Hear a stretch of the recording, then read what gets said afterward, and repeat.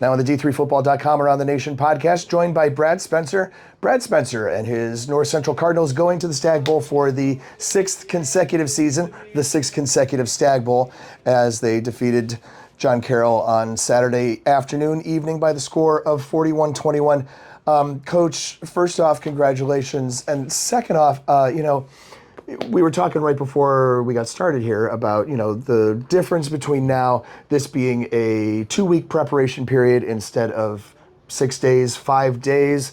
You've been through a bunch of these and through one of the longer processes. How did that work out for you guys last time around? And do you have any changes you're going to make for this year? Yeah, I think it's a great thing, particularly for the student athletes to be able to rest, coaches to not have to prepare on a short week. I think you're going to get a better game that way. I think you see a more true sense of the two teams than, preparing on, 4 days basically. We've won both ways, and I think whenever you're thinking about decisions like this, it's always best just to put the student athletes first. And so I think the week off is great. Certainly with the calendar, you need to with Christmas. Yeah. You need to let everybody have Christmas, I believe, as much as football's great and we love football. I do think it's worth being around your family and celebrating Christ and having a Christmas. But there'll be some things we change naturally just because Christmas is a day later. Okay, sure. So for us, we will make a little bit of an adjustment there. Last year we just got off and then came back after. We're going to do things a little bit different this year, simply because of the day. Not because we don't like how it went. I thought we liked our plan last year, and our guys. I remember you felt very, I think, very accomplished about having a plan and having thought about it, methodically well before any of the season actually started. Yeah, you really just want to, with bye weeks and I think any sort of schedule, you want to be able to just hit print. You don't want to be thinking, sort of on the run. In the moment, right? Yeah, I think that way you can make better decisions. And then also you can make adjustments as you need to, whether it's injury or weather or travel. This year we'll be driving, we're not going to be on a plane. So, you have to make those adjustments, and we have, and I feel like we've got a good plan. The main thing for me is getting the guys the recovery and the rest that they need. Letting them almost refresh over Christmas and then come back just really hungry to play football, missing each other, wanting to get ready to play a really great Stagg Bowl game. But schedule's going to be about the same. And I think, again, having that extra day and then it being on Sunday, you get a bonus day in there, at least one bonus day, if not more. So you don't, when you're trying to travel, like I remember going to Canton in 21, you get done playing a semifinal game late Saturday night. You're traveling, and you're leaving Tuesday night for a 7-hour bus drive. It's just hard to get any sort of, I think, great preparation as a coach that way. The game plans are going to be a little bit less solid, probably. And you're just making adjustments longer, if that makes sense. I remember in a couple of those games when you're playing on Friday night, you're making adjustments late into the week, which you're typically not doing. Yeah. And you accept that. You know that that's how it has to be. And so you want to be as basic as you can so that the kids don't get confused. Right. That's what I was going to ask. So I think with this model, you're able to install when you want to install. And certainly you want to make sure that you're doing it at a pace that you're comfortable with and you're not just jumping to conclusions, because you do have time to watch film. And you have time to make adjustments and make schemes, and I think also, being able to rely on people that have been in these situations, whether it's at our level or other levels, and how they handle bye weeks. Because again, it goes back to making sure that your guys are ready to play a really great football game. Like that has to be, at least for us, number one. Someday, people are going to come to you to ask those questions as well, right? You will be the expert on how to handle the long bye week situation in Division III, right? Yeah, it's interesting. We actually last year I had head coaches reach out and just ask, hey, how'd you handle the bye week in week one? How'd you handle the bye week in the Stagg Bowl? Yeah. So that, Coach Bierman, Coach Paul, and Coach James of John Carroll, I know very well. And we've had many discussions over the last couple of years about things just like that. You're not trading trade secrets necessarily, but you're trying to make the experience for the players better. And I believe in doing that, even if it's for somebody that you might play down the road. We're all out there trying to win football games, and at the end of the day, we've got to coach our guys better than them. So to be able to talk about, hey, this worked for us or this didn't work for us, it's also so specific to each program. Like each program is so different. Cultures are different. What kids are used to is different. What coaches are used to is different. So, maybe one day they'll ask us. I'm going to draw a really terrible comparison, and you can feel free to tell me how terrible it is or not. But the way you were talking about, having to do Stagg Bowl on the fly, right? The 5-day period is made me think about how you guys defensively are going to have to play when UW River Falls is on the other side offensively, right? Because what I'm thinking about is, with them, go and snap every 13 seconds or so, you guys don't get to change personnel. You may not be able to get yourself in the right packages or coverages that you would really want, that sort of thing. Right, yeah, that'll definitely be an adjustment. We've seen them on film against some teams that we've already played. So you have a little bit of an introduction to it, I suppose. And we've played a couple of teams that push tempo. I don't know if they push it quite like they do. I'm not sure who does. I mean, watching the streams, they do it as fast as anybody. Right, and you don't get that when you get Huddle, for example, right? Or however you break down your film, you are not getting the stuff in between plays. It's just play. Yeah, so you're not able to really, I feel like, judge how quick it is. You can tell by how tired the defense is, perhaps. But it's certainly something that you have to adjust for. And you got to have a lot of guys ready to play. You got to have your calls ready to go, and then make the most of them. I think that's part of it, too, is you can't get paralyzed as a coach trying to make a perfect call or a perfect play. At some point, you got to trust your kids, know that they're good, and let them play football and read their keys and just play really good, tough, disciplined football. But it's going to be a great challenge. We're excited for it. I think you could play this game on the moon or Mars against anybody, and we should darn well be excited to play in it. So it's going to be a great challenge. As I was, saying upstairs, quarterback Blaha is as good as they come. And I've been very fortunate to coach some really great quarterbacks. Yeah. And he's as good as they get, so we're going to have our hands full. It's been interesting playoffs, I think, for you guys. First off, I don't know, obviously you guys will feel differently because it is your program. You live in it every day. For us from the outside, it's like, that game was closer than I thought it probably should have been, but, there was 10 inches of snow on the ground, and it was snowing during the game. And then it was like, close against lacrosse, but, lacrosse really just came back and scored twice late, including on the very last play of the game. It's not really a 7-point game, it's a 14-point game, et cetera, et cetera, et cetera. Today, Saturday against John Carroll, I think especially up until, again, they scored again with 36 seconds left to make it deceptively only 3 touchdowns. But I felt like this was the first time I saw in a little while what I kind of expect classic North Central to be like. You guys have been doing this long enough, by the way, to be called classic, to have a classic North Central era. So congrats for that, I guess. Thanks. Yeah, each game's a little bit of a riddle, I suppose, of its own. And you mentioned some of the things with the snow or lacrosse, late touchdowns here or there. We say our standard's a standard, and so whether you have backups in or guys in for hurt people, we need to play a certain way. And so when you don't, I suppose you do look at the score and say, hey, this was not where we think this game should have landed, so let's go to work. I guess on the other hand, you could say, yeah, they scored with however many seconds left in the game. But a win is a win. Right? Yeah, it's at some point, you do have to move on and advance. And to me, I think you're going to break down the film and you're going to not so much look at the result, but you're going to more look at, did we do our assignment? Are people in the right place? Is the process right? And that's where the mistakes are going to be. And that's what we'll focus on, is correcting those things. We had more penalties today than we've had in a number of games. So most all year.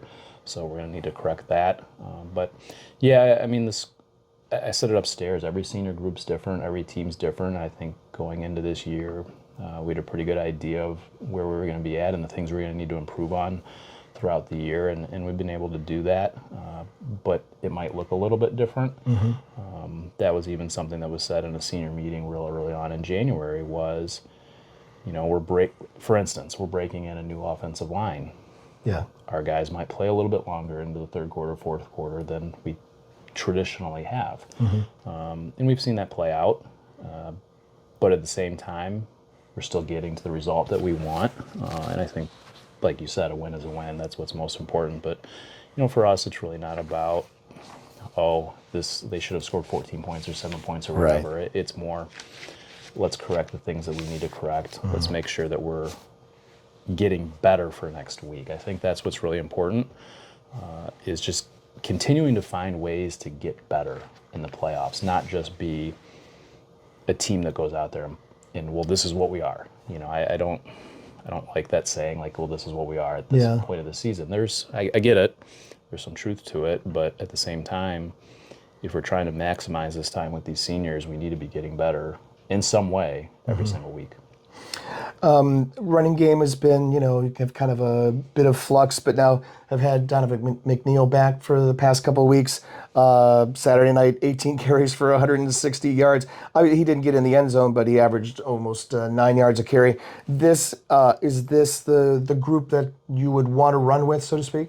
Yeah, it's been great seeing Donovan's progress this year as a sophomore, and he's kind of been hovering around that 15, 20 carries, 150 to 200 yards. Yeah. The impressive thing is the average. Like you said, 8-9 yards a carry. That's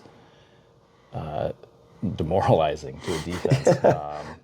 So I think he's really done a nice job finding his groove and taking over that lead spot at running back. And we really believe that we're playing in December, January. We need to be able to control the line of scrimmage and run the football. Now, Garrett had a phenomenal game tonight and was super efficient, as he usually is. Right, a career high for passing at 324 yards. Yeah, and really not on that many attempts. No, 18 to 23. Yeah, for that many yards. So he was just really efficient. But he's done that all year. I mean, if you look at his efficiency numbers, completion percentage, he's been able to have those kind of really high wacko numbers. Efficiency-wise, which if you're playing shorter games, you're not playing as many snaps. Sure. That's kind of what you have to look at. You can't look at the attempts. Right. You take a Caleb, and he has a million attempts. Because they're throwing it every other play. It kind of depends on what they do in a particular day. He might have a million rushing attempts, rushes. right? Yeah. And that's really been different this year. I think they've limited that, I'm guessing, a little bit to keep them healthy. And you see the difference. You see a team that's winning, twice as many games. When that kid's out there, so you see why they would do that. You want that kid throwing the ball. A big part of Wilson's success on Saturday night is just yards after the catch, right? Talked about a couple of key plays that Rummel took about a 25-yard pass play and turned it into a 71-yard touchdown. Then took a little 8-yard pass and did something cool with it, like Garrett Wilson said, and made a guy miss and made a guy dive and just miss entirely. Took it for 23 more yards and a touchdown. Yeah, the yards after catch is a quarterback's best friend. Right. And you even saw John Carroll doing that. They throw so many screens and flares to 13 and 4, and they're such big, strong athletes that they do a really great job of blocking on the perimeter and gaining yards after those catches. If you can throw it 5 or 10 yards and then they can run it for 50 or 60, that's always a good thing. But the name of the game is ball control and, not turning it over. And, we did that with a fumble, so we've got to get better about that. But I was happy that Garrett could, be as efficient as he was and, make some, throw some short hitches and things like that to Jack, and he did a great job of breaking some tackles then and running away from defenders. There were some times in the John Carroll game where, John Carroll got some stops. You guys were actually just 2 of 7 on third down, and obviously 7 third down conversion attempts isn't a ton, right? That means you're converting first and second down a lot. But they did get you guys off the field a few times. What do you take away from that in terms of what you look at for going to the Stagg Bowl? We really felt at half that we were in too many second and longs. And I think when we look back at the film, that's what we're going to find. If you're in third and short, third and 4, it's a lot easier than third and 10. Sure. Seven's a great third down number. A week or so ago, I think we were at like 12. So to be at 7's great, but we need to do a better job of not being in second and long. That'll help the third down. That was one of the things we talked about at half with our guys, was being better on third down on offense and defense. We'll see if it really played out that way. But we'll go back, and I'll guarantee that it's, a mistake here or there by one person, or, I'll say, wow, I wish I would have called a different play. Not something systematic, right? Yeah, I mean, you're always going to have, wow, I'd like to get to this instead. That's part of, I think, being the best coach you can is you have to be critical of yourself. You can't just put it on a kid for making a mistake. Kids are going to make mistakes. So it'll be both. It'll be both, some system stuff, but then also, okay, hey, we got to be better here. But my gut feeling coming out of it is we need to do better on first down so that we're not in second and 10, and then you're trying to, recover maybe a little bit too much. So those are all things that, we'll look at, and also go, hey, if we're going to be in second and 10, what else can we do to maybe just get 4 or 5, 3 yards instead of going for the whole thing? And that's, that's something that, I need to do a better job of, and we'll look at and trying to assess. Second and long has been a focus for us the last couple of weeks. This is the first time you're going back to a place you've been before for the Stagg Bowl. So in this run of now 6 in a row, it had been in 5 separate places, and now you'll be going back to Canton, Ohio. The last one in Canton was in 2021, which is a little bit of a weird year. Like there wasn't much intermingling of the teams because we're still in that COVID stage, and very real because you guys had a game canceled in the first round because Carnegie Mellon could not. It couldn't be healthy to be here. But all of this being the long way to ask the question about what did you guys like about Canton? What are you looking forward to this time around? Yeah, I think it'll be a totally different experience. I mean, I don't think any of us could say that 2020 or 2021 was in any sort of way normal anywhere. Right. So I think it's going to be a totally fresh experience. The only thing that's the same is the travel. I think that'll be the same, but to my knowledge, the hotels are different. To my knowledge, the extra stuff that you're going to do is different. I'm sure there'll even be little things about like the field and hashes and numbers that are different. Because it's just, we were in COVID and you didn't have the work and the things that you needed. I think I remember them saying on a call last winter that like they have different practice facilities or they're spaced out more. Because I remember we had crossover of teams going in and out of practice in 21, which was a little bit odd. I think it's going to be a totally different experience. You have a different playoff committee chair. You have a different playoff committee. So and that can change, I think, the experience. And they have 2 weeks leading up to it with the two teams instead of 5 days also. Yeah, and they did it last year, with the 2 weeks, and I thought they put on just a phenomenal Stagg Bowl, which is great for our kids. You're in a nice hotel, good food, people are treating you the right way, you feel important. So I don't think the experience in 21 I don't think we can even draw on that outside of this is how you get there, right? Yeah, which we've done that trip to Mount Union how many times? So like we know how to head east. Right, exactly. Does that mean? So you are very much in charge of this. So I'm going to ask you: does that mean more fans will be coming out? Also, you expect? I don't know. The fans are something I'm definitely not in charge of, and couldn't be in charge of. I don't know. I again like 21 was just such a different deal. Yeah, and that I meant more than last year, right? It's distant. I would think so. Yeah. I would think, us and River Falls are both from the Midwest. They're right north of us. It's their first one, so I would think that they're going to bring a lot of fans. Our fans always travel well.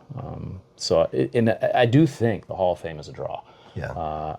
I'm looking forward to our players being able to go over there and see the Hall of Fame. I haven't seen the Hall of Fame in years, so I didn't see it when we were there in 21. Okay. So I'm looking forward to being able to do that and experience it. And I think they kind of have a whole city and hotels right there, which was the original plan in 21. But with COVID, things didn't get built things didn't get. I'm not sure all of that has been done yet either. Oh, really? Maybe not. I don't know. We'll find that out in the next couple of weeks. It's okay. The locker rooms were so big we can just stay in those. I mean, the locker room. I mean, we did a walkthrough in one of the locker rooms. It's big enough. Wow. It'll be neat to be on an NFL field. Yeah. And I'm sure our guys at the beginning of the year, like me, watch the Hall of Fame game and are like, wow, that's where we want to end up in January. So it's really cool to be able to do that. And I thought the committee did a great job with the experience last year in Houston, being able to go over to the Texans Stadium and be in their facilities on another field. I thought that was just an unbelievable experience. I think anytime you mix the pinnacle of your sport, it's going to be a great time, for the players. So to be able to be, like I said, at an NFL facility, that's what all of our kids dream of. I think it's going to be it'll be great. Brad Spencer, head coach of North Central College. He and his team and the University of Wisconsin River Falls will be painting the town red in Canton, Ohio, coming up in 2 weeks. I saved that line all the way till the end of the interview. Good job, Pat. Appreciate your time. Happy birthday. Thank you.